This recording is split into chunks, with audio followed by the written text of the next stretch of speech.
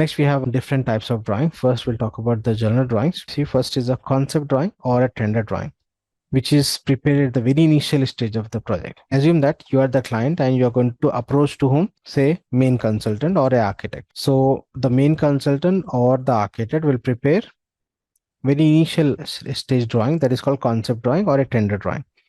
Concept drawing we are calling, as per technically it's a concept drawing. Tender drawing we are calling because this drawing is going to be submitted from the main consultant to the main contractor, or to the main contractor, or it can be for a small project to the design consultant. So for them it's a tender drawing because that is going to be a tender for them, na? So technically it's a concept drawing, but for process point of view we can call as a tender drawing. So it's a very initial stage. You'll not find the detail in that. You'll find just basic information. Next, based on that concept drawing, the design consultant, you see, the design consultant, or it may submit to the main contractor. Again, the main contractor will provide this concept drawing, nothing but tender drawing, to the design consultant, who will prepare what? Design drawings. So design drawing, nothing but you'll find more details in that compared with the concept drawing. Concept drawing just an initial stage, very initial stage. But design drawing, in that you'll find the details, but not the complete details which is required to complete the work on site. So you may find say 70% information in the design drawing. Again, in the design drawing, you'll find the base drawing as well as the detail drawing. Base drawing means you'll find the single line drawings. Detail drawing with the double line drawing, almost the information, but not 100%. Not the complete. For a small project, you can consider the base drawing or detail drawing as same. But for big project, we require more detailing. So you need to go for a separate drawings. When is a base drawing and detail drawing, etc. Okay. Again, by the consultant. Next, based on that, the contracting company generally will prepare this shop drawing. Again, here contracting means I'm not talking about the main contracting. I'm talking about the subcontracting company. At this level, if you're a beginner, you may get the confusion between all these terms, but don't worry. Let me complete this. Again, we'll discuss with more detail about this process. At this level, I'm not just going in detail to avoid confusion. Just try to understand the terms and terminology. So shop drawing will prepare by whom? Generally in actual practice by? Yes, online? Contractor. Yes, contractor. Because contractor is responsible for the installation. And again, you see, I'm not talking about the main contractor who is taking the overall responsibility for design and the build. Here I'm talking about a subcontractor, who is taking care for the HVAC site. Okay. Again, you will find the separate subcontractor for the different services. Again, within the services also, you may find the further subcontractors, like a separate contractor for ducting side, separate for piping side, welders, etc. So for big project, the process is very lengthy. But for a small project, one contractor will manage all these things. So remember, the shop drawing is a detailed drawing, or it's an updated drawing of a design drawing, which is required for what? For execution, for installation on site. Or we can call, say, the installation drawing. Shop drawing, technically we used to call shop drawing.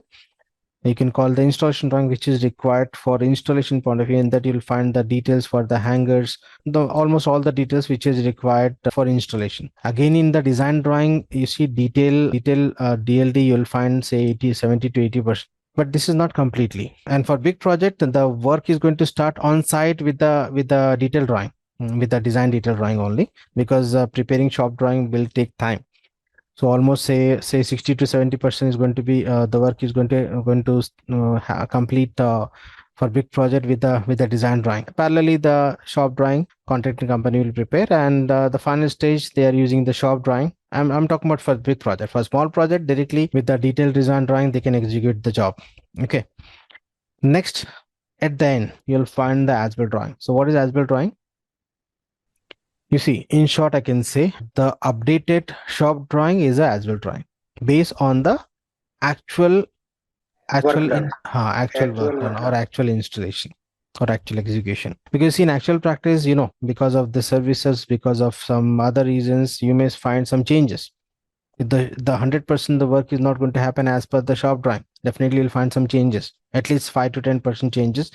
Because we are talking about the services and we are not installing only one HV service in the building. We have the other service. Again, in HVAC also we have a different systems like piping, ducting, etc. So enough clearance is required.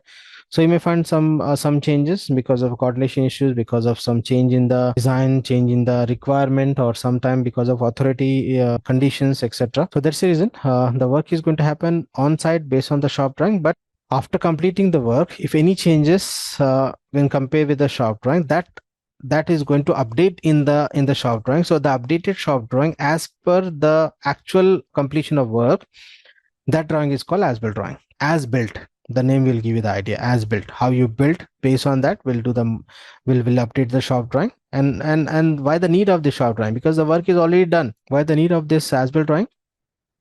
Maintenance purpose. Exactly. Yes. For, you see, for the billing, final bill, and for maintenance. Even for final bill also, the actual length of the pipe, the metal used, etc., that is going to extract with the actual conditions, no? So to prepare the final bill as well as next we have architectural drawing and different services drawing. And as an engineer, you should have the knowledge of this, because without knowing or without extracting the information from the architectural drawing, we cannot think to start to deal with any service. And in detail, we'll learn how to read this architectural drawing in building survey. At this level, just I'm giving the list of this drawings. So in architectural side also, you'll find the detailed drawing for the toilet, kitchen, staircase, wall section, doors and windows. So this two drawing is important for us as a HVC engineer, because this wall section will help you to get or to extract the metal use in wall construction. Apart from this, you'll find we require this metal used for the slab or for other structure member, and why the and even this doors and windows metal also required. And why this metal is required? If you can mechanical engineers can relate this to find the U value, overall coefficient of heat transfer, because the actual heat gain it's depend on the U value. And if you don't know about the U value, don't worry. In load calculation, we'll talk about this finding U value based on the R value. It means resistance, thermal resistance of the metal. So this drawing is important. Next, furniture layout. Why the need of furniture layout for a HVC engineer? To sell on OLX? So I depend on U value, sir. You see, no. You see, the furniture will not generate the heat. Furniture layout is required to extract the number of people, and the people generate the heat. Okay. Remember this point at the time of load calculation. I'll give you the note also. Don't worry. At this level, just remember this layout also required. Next, false ceiling layout, not only for mechanical, for HVAC, we required for other services, because all this false ceiling layout means the false ceiling, this false ceiling layout. In that you'll find you may find a step false ceiling, you may find the plain false ceiling, you may find the grate false ceiling. So accordingly, we can place the 8 terminals now. False ceiling, ceiling slab. I'm not talking about the ceiling. I'm talking about false ceiling. Okay, I believe everyone know what is false ceiling, because nowadays it's common, na? Even in small flats also you'll find the false ceiling. But don't worry, if anyone don't know, we will discuss the different types of false ceiling at the time of dealing with the design. Next, tiles layout for the flooring. This is not required. Names and legend. Okay, forget about this. But these are the types of drawing for architecture side. Apart from this, you may find some more also, but I have listed a few. In that, you see this wall section, this furniture. Apart from this, you'll find the different plan like floor plan, section, elevation, etc., which is also required. And we'll learn how to read this in detail, because extracting the information, you should know how to read this architecture layout. So in building survey, point 1 only, we'll discuss in detail. Next, structural drawings. Again, notes and legend, foundation plan, beams and column. And again, beams and column is required for a coordination point of view, because you see ducts, remember duct, we cannot run the duct through beams and column.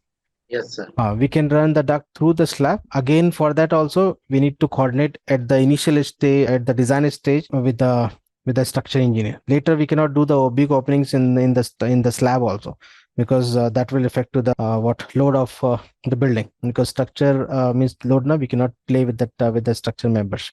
Next, detailed drawing, footings, beams, column, waterproofing, section drawing, etc. Just I've given the list for information, but beams and column and this is required for coordination to run the ducts, pipe, etc. Next, electrical drawings. Again, that notes and legends, site layout, lighting layout. This lighting layout is required at the time of placing the 8 terminals to get the idea or to understand the location of light fixtures, because if the light fixture, if the area, some area occupied by the light fixture in the false ceiling means we cannot use that, no? So this lighting layout is required. Next, power layout for appliances, then power layout for HVAC point of view, because we are providing the equipment information to the electric people so that they can calculate the HVAC, or in short, I can say mechanical equipment loads, HVAC, plumbing, and firefighting. Next, fire alarm, security layouts. etc. So just list given, you can go through once. Next, if you talk about mechanical, under this you'll find the this firefighting, different systems layout like sprinkler system, hose reel, hydrants, etc.